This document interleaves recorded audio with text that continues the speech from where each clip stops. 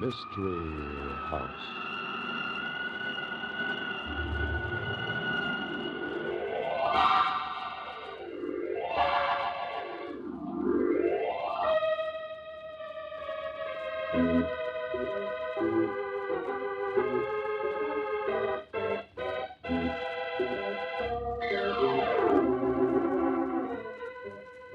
Mystery House, that strange publishing firm owned by Dan and Barbara Glenn, where each new novel is acted out by the Mystery House staff before it is accepted for publication.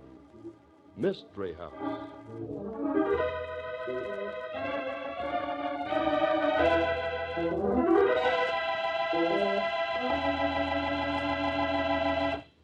Barb, you said tonight's story had something to do with a Scotch background. Right, Dan? Well, now, no cracks about the Scotch being stingy, please. You know, my ancestry's Scotch. How could I forget? Say, I don't see why everybody thinks it's so smart to crack wise about being economical. It's just good common sense. Oh, you're an expert on common sense, are you, Tom? I certainly am, Mr. Glenn, and I can prove it. Listen.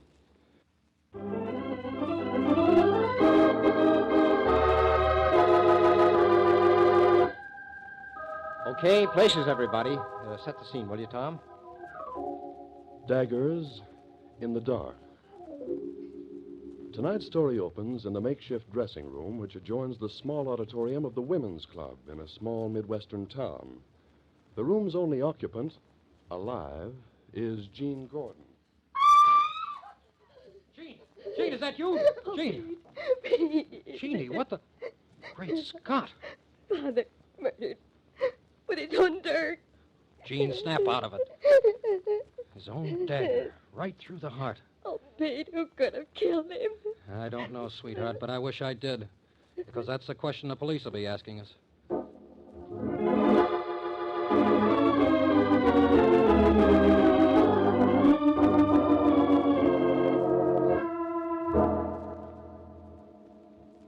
All right. I'm Joe Briggs, sheriff here.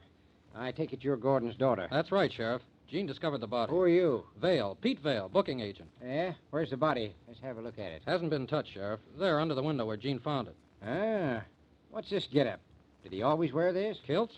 Sure, he was a Scotch entertainer. That's why he's here in town. Didn't you see the show? You mean he wore skirts on the stage? Oh, please, Sheriff. My father's dead. It was a Scotch act, Sheriff, father and daughter. Scotch songs and dances, both of them dressed in tartans. Both of them, huh? What about the young lady? She ain't wearing them. Well, I changed into street clothes Before your father was murdered, huh? What about this knife sticking in him? Ever see that before? Now, that's what the Scotch call a dirk, a dagger. It's part of the costume, part of the act. You mean these people are knife throwers? No, the Scotch Highlanders wear a knife in their stockings, just below the knee at the top of the stocking. That dirk was Gordon's, the one he wore in the act. Yeah, and all either one of you knows is that he was found laying here on the floor with that knife in his heart. Is that it? No, Sheriff, that isn't all. Now, Jeannie... Be quiet, Pete. This is something the sheriff should know. Well, all right, come on out with it. What is it?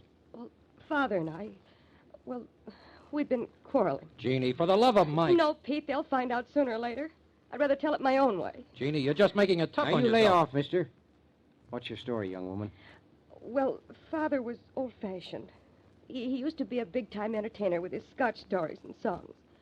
But he didn't realize that times had changed. Get to the point. What she means is I was fighting with her old man. What? No, Sheriff. I wanted to break away from Dad. I did it once and was doing all right on my own. Doing modern stuff, jive. But he got so angry about his own daughter singing jazz songs that he came out of retirement and had Pete set up this tour of tank tops. Huh? Look, Sheriff, it doesn't mean anything. Old man Gordon was big time, sure, 20 years ago. Command performance for Kings and all that stuff. Made a lot of dough. But when Jean here got set to be a star in her own right, he got mad. Especially when she started jazzing Scotch songs. Well, what's that got to do with this? Nothing. You see, the only reason Pete is here... I'm their manager. That's why I'm here. Oh, don't try to kid me, Vale. I know managers don't come along on one-night stands. Especially managers of people performing before small-town women's clubs. That's right, Sheriff. Pete and I want to get married. That's why. Jeannie, now you have done it. Pete wanted to have it out with Father, once and for all, but I asked him to let me do the talking. I knew Father didn't want me to marry Pete. I knew Pete would just make him angry, so... So? So I talked to Dad, and it was just as I'd expected. He wouldn't give his consent. I told him we were going to get married anyway, tonight. So your old man tried to stop you, and you stuck the knife in him, in self-defense, No. huh? Look, I was just outside when she screamed. I ran in and caught her. Oh, so that's your story, huh? The only thing she didn't tell you is that I saw her father right after the show. You saw him. I thought you was waiting outside. Well, I wasn't. Well, you'd better tell me where you was, or I'll have to dig it out of you. I don't have to talk unless I want to. Oh, Pete, please. Sheriff, he's only trying to protect me. He thinks the evidence looks bad for me. Well, right now, it don't look so good for either one of you. Are you sure nobody in the audience knew your father was killed? Well, I don't know. I didn't hear anything before it happened. Wasn't anybody working backstage? Sheriff, these women's clubs, all they've got is a committee to run the show, and everybody on the committee is so busy congratulating themselves after it's over, nobody worries about the performers. Well, it strikes me, young lady, that neither one of you have been paying much attention. That makes it tough when you're trying to get away with murder. Come along.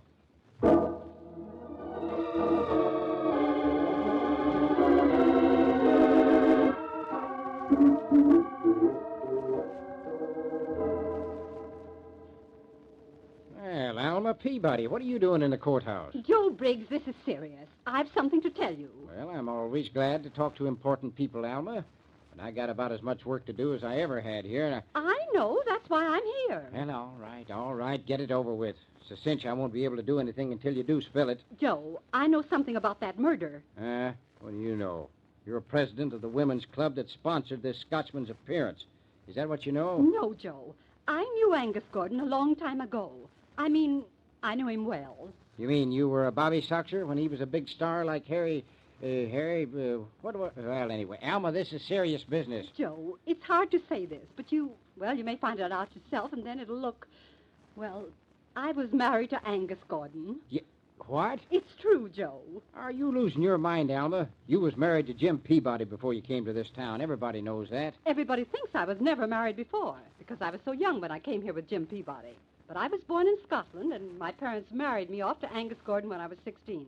Angus was just a coal miner then. Well, all right, Alma, all right. You kind of knocked the wind out of my sails there for a minute, but what does all this have to do with murder? I'm trying to tell you, Joe.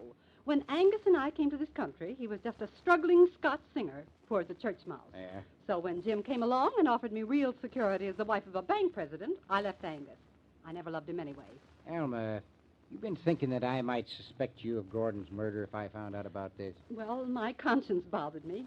I just had to tell you for fear you or someone would make it seem different than it really was. Mm-hmm. Well, you've got nothing to worry about. I got your ex-husband's daughter locked up along with her boyfriend.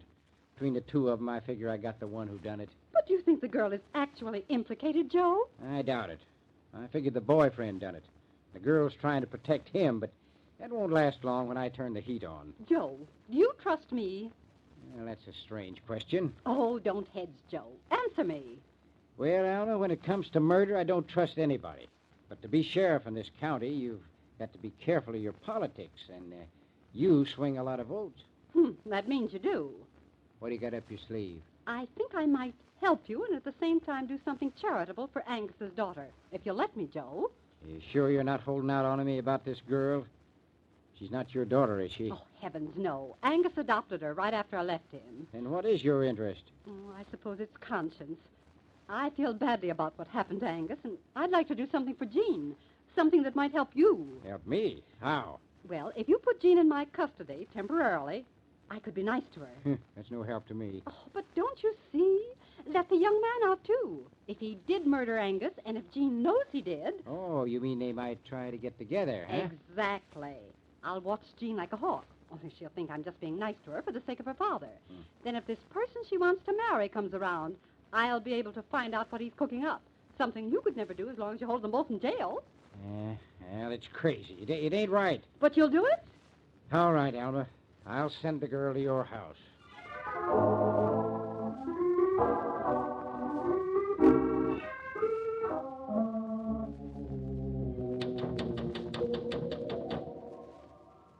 Oh, Pete.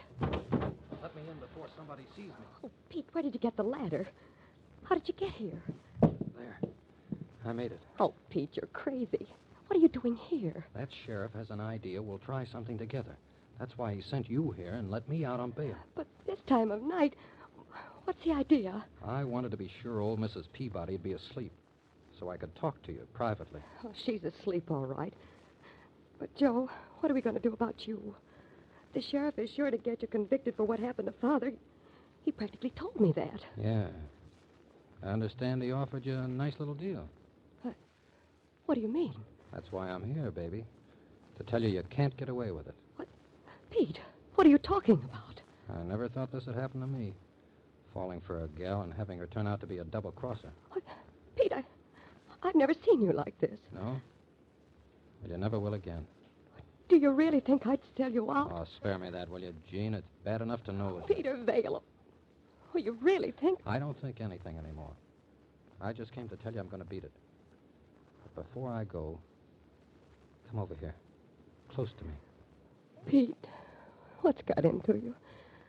Nothing's changed between us. Listen, Jean. Before I go, there's just one thing. Oh, Pete, please. Not this way. I won't listen to you. I can't. Okay, baby. If that's the way you want it. Oh, no. No, Pete.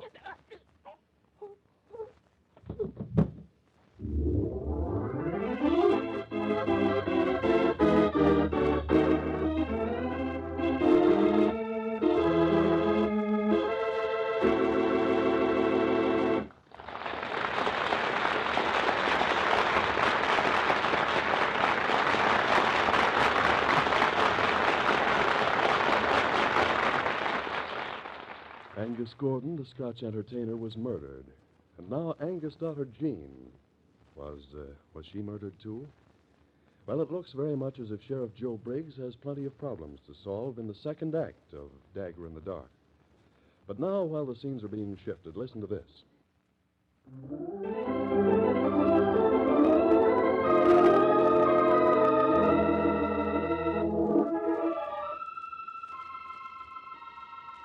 And now, Act 2 of Dagger in the Dark. Sheriff Joe Briggs has arrived at the home of Mrs. Alma Peabody to find Jean Gordon bleeding profusely and still unconscious. As the curtain rises, the sheriff is talking to Alma. I sure was a fool to listen to you, Alma. If I'd have left the girl in jail, this wouldn't have happened. Oh, I know, Joe. I regret this even more than you do. But there's one good thing about it. Don't you see? What's good about a knife wound in a pretty gal like her? Oh, I don't mean that. I mean, now you know who did the other murder. Who killed Angus Gordon. You mean because you saw Pete Vale hauling the ladder up to the side of your house? Of course, Joe. I saw him as clearly as I see you. He climbed up to poor Jean's window and stabbed her. That's the way he stabbed her father. You see him do it? You got the knife? Knife? Well, whatever he stabbed her with. You got the weapon? Of course not. Well, then we don't know as much as you think we know. All we know is you think you saw this guy hauling the ladder up. I did see him. Well, how'd he get away then? You claim you called me as soon as you saw him. I did. He just must have got away. Uh-huh. Well, how? My men were all around the house the whole time. When I got here myself, you were just coming out of Jean's room. And you say you got to the girl right away. Oh, Joe, don't argue about such inconsequentials. Do something about Jean. Yeah, she's all right. The doc's in the other room fixing her up. She's going to be all right. But what about the man, her boyfriend? Yeah, we'll get him. Don't worry so much. That's my job. What? Jean! Wait a minute. What are you doing out of bed, miss? Where's the doc? I'm all right. The doctor left me quite a while ago. Jean, you should be back in bed. Come, I'll help you. Leave me alone, Mrs. Peabody. I want to know what happened to Pete. You mean you're worried about that Vale fellow yet? Sheriff, tell me what happened to him. Is he all right? Be switched if I know, Jean. I ain't seen him. Only Alma here claims she's seen him with a ladder outside your window. Well, sure he was here.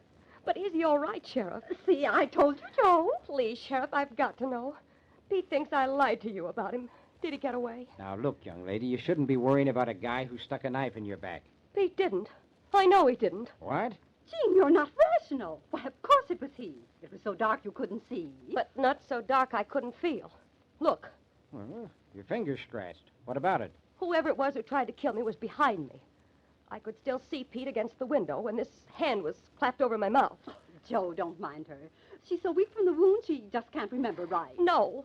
I felt this hand over my mouth, and I reached up and tried to pull it away. That's how I scratched my finger. On the knife? No, on a diamond ring. What? I could feel the ring when I tried to pull the hand away. Don't you see? It couldn't have been Pete. He never wore any rings at all. But, Jean, who else could it have been? The house was locked. There wasn't any other way of getting in except through your window. It must have been your friend Pete. I don't know who it was, but it wasn't Pete. Well, this beats me. Teaches me a lesson not to listen to women, even women like you, Alma. Joe, you've got to do something about this. I can't have my reputation at stake this way. Your reputation. Attempted murder happening right here in the Peabody house. What will the town think? Joe, you've got to clear this up right away. That's a fine Yeah, attitude. now, wait a minute, you two. Just now, what you might expect of a Tanktown big shot. Why, Jean, after all I've done for you. All you've done was you who got my father to come to your old woman's club show. Me? I heard the other women talking about it. I know you didn't write the letter, but it was your idea. And now all you're worried about is what people will think about you. Even though Father is dead and somebody tried to kill me. Jean, you ungrateful little... no, that's no way to fix anything. Well, Now, cut neither that one out. of you has to worry about me anymore. I'm going to get out of here and find Pete Vale before he gets caught for something he didn't do. Oh, no, you don't. Wait, I'll get it, Alma. Yeah, Sheriff speaking. Hey, who? Gil Lambert. Yeah. Yeah. Well, bring him out here. Yeah, right away. Oh, it's Pete. I know it's Pete. What's happened, Joe? Oh, it's that Vale feller, all right. Gil Lambert, the lawyer, was on the other end. He said Vale walked into his office an hour ago. They're coming out here right away.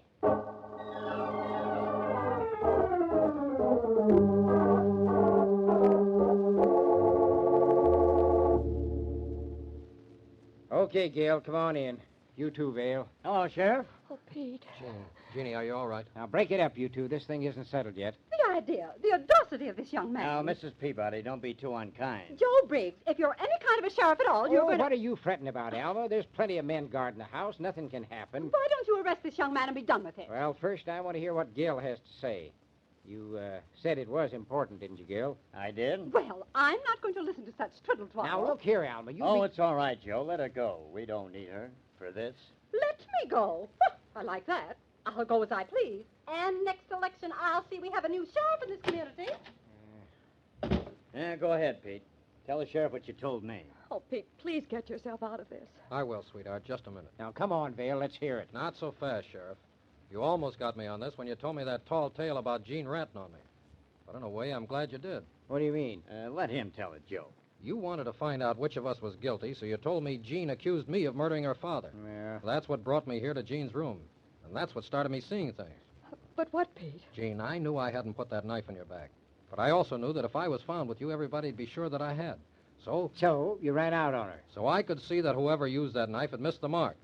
I knew Jean was going to be all right, so I left to find the clue that would tell me who did it. This. That's the knife that killed Angus Gordon. That's right, Joe. I took the liberty of getting it out of your office. Take a good look at it, Sheriff. See anything? Pete, what are you getting at? That's Father's dirk. No, it isn't. Look at the head. Yeah, some kind of scratches. But there's writing on it. Engraving so small, I can't quite read it. That's right. Look at it through this enlarging glass. And fare thee weel, my only love, and fare thee weel a while, and I will come again, my love, though it were 10,000 miles. Why, that's Bobby Burns. A nice sentiment, isn't it? What are you getting at, Vale? When I left Jean here, I went back to the dressing room where Angus died. All his personal stuff was still there, so I went through it. And I found a small box full of sentimental things about his marriage. You mean his marriage to Alma Peabody? How did you know? She came to my office and told me. Oh, she did she? Well, that's just fine. What about the box, Pete? Well, it was full of letters and a lot of other stuff, all about Alma. Apparently your father was a sentimental man even before he adopted you. Tell them about the knife, Pete. Right. Now, in this box, there was a sales slip for a handmade dirk with 4 lines of engraving and specifications that it be made smaller than the normal size. I don't get it. There was also a letter to Angus from Alma, in which she thanked him for the dirk he had given her when he went away on his first tour of this country. And she quoted the lines engraved on the dirk, those lines from Burns. You mean that this knife belongs to Alma? That's right, Joe. But how... You see, Pete came to me because he said he needed a lawyer, and he was sure he could clear himself if I'd agree to help him. After he went through that box of your father's, he was sure the weapon found in your father's body was smaller than the dagger your father used in his act. It proved he was right. The 2 daggers were identical in design, but this one is smaller and has the engraving. You mean that I'm supposed to arrest Alma Peabody because of this? What? Arrest me? Shut up, Alma, shut up. What would she be killing an ex-husband for? Revenge, probably, or jealousy because he'd done so well. She probably hated him. Ah. Well, Alma, looks like I got to take you into the courthouse. What? Arrest me for murder? Why, Joe Briggs, I'll sue you for defamation of character. I got my duty, Alma, and it kind of points toward you. Come on.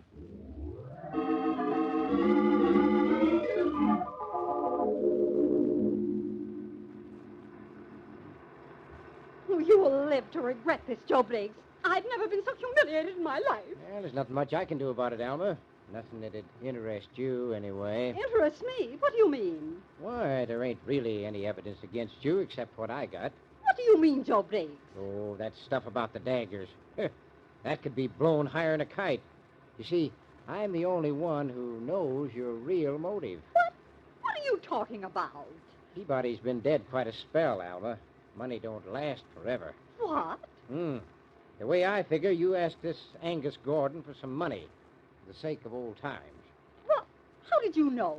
And I make it my business to know such things. Sheriff, ain't I? And he turned you down. Wouldn't give you a penny. But, Joe, you couldn't know that. Why? Oh, I heard it myself, Alma. Gordon was a mite worried about you. Yeah, figured you might be up to something. Joe, that's not true. He was, well, as nice to me as he could ever be to anyone. Yeah, sure would look good for you if I was to testify about that meeting, wouldn't it? Oh, you couldn't. You couldn't do such a thing to me. Well, I've got my duty, Alma, and then there's the law. Well, what about the law? Well, a man can't testify against his own wife. What? Joe Briggs, you must be out of your mind. Be quite a thing for Joe Briggs to be married to Alma Peabody, wouldn't it? Have folks buzzing plenty. And it'd clinch you're not getting caught, too. But, Joe, I didn't murder Angus Gordon. Sure, but you think it over, Alma.